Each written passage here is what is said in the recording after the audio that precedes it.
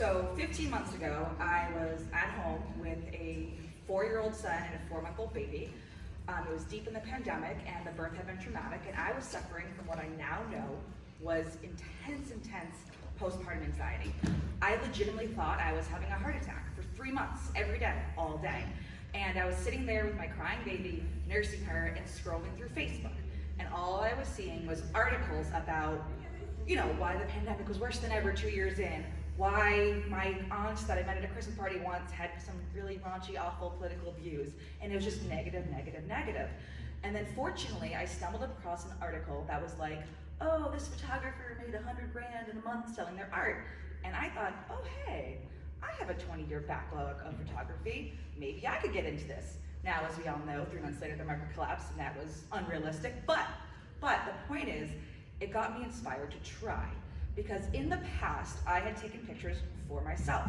I didn't consider myself a photographer because I took fine art photos of landscapes, wildlife, that sort of thing. And my only options to sell them were to sell them as stock images where I would receive, 3 cents, 4 cents for something that cost me $3,000 to create, or I would have to know someone who knows someone, spend hundreds of dollars to make a print, apply for galleries, probably not get in, and we're talking $10,000, $15,000 to even take a shot, something I couldn't do.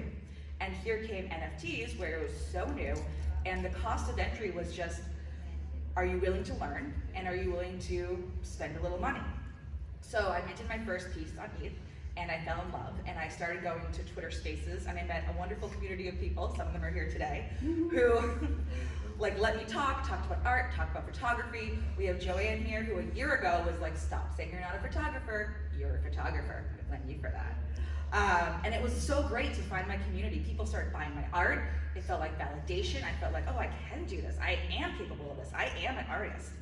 But there was still a problem. And the problem was that ETH gas fees were prohibitively high. So I probably spent $500 or $600 I didn't have to mint, my first 10 pieces. And I realized that, I felt like I didn't have that, but I could do that. There are so many people in the world that literally could not do that. So for me, $100 to open an OpenSea profile was, meant that I had to skip on groceries this month, but there are people in the world where that might be 6 months' salary, and they literally can't. And that is when I found out about Tezos and absolutely fell in love with Tezos. Because from the beginning, it's been a proof of stake blockchain.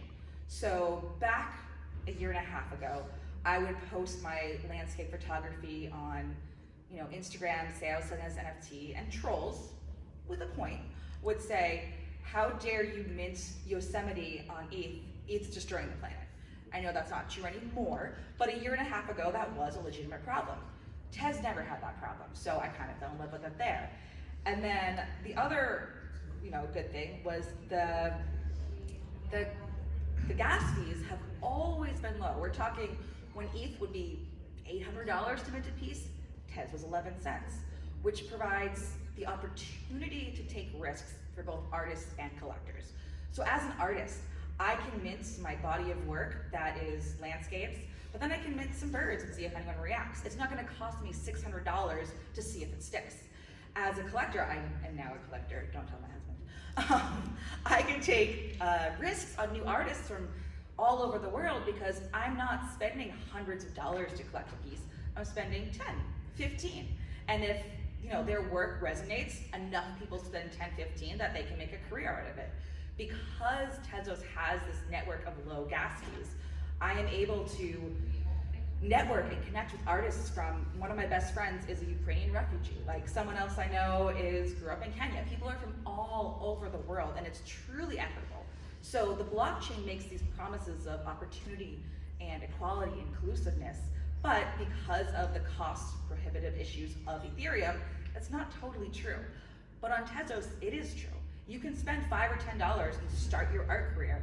And that's, to me, is the whole point of this whole democratic global ecosystem and why I'm so passionate about it. The other thing I'm passionate about it is the absolutely wonderful, wonderful community.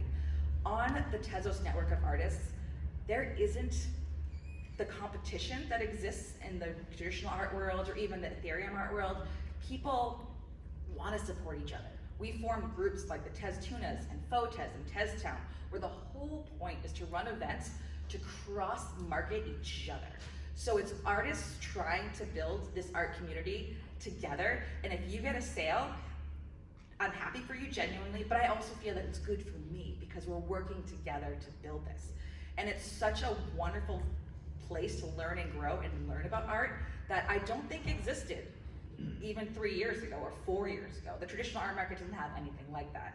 So basically, I'm very passionate about Tezos. I could talk about it for like hundreds of hours, and anytime someone asks me what it is, they are kind of sorry. But what I love is just, it's the blockchain makes this promise of democracy and opportunity, and I feel like the Tezos ecosystem actually delivers on that. I can actually mint a piece for $2 and sell it to 100 people.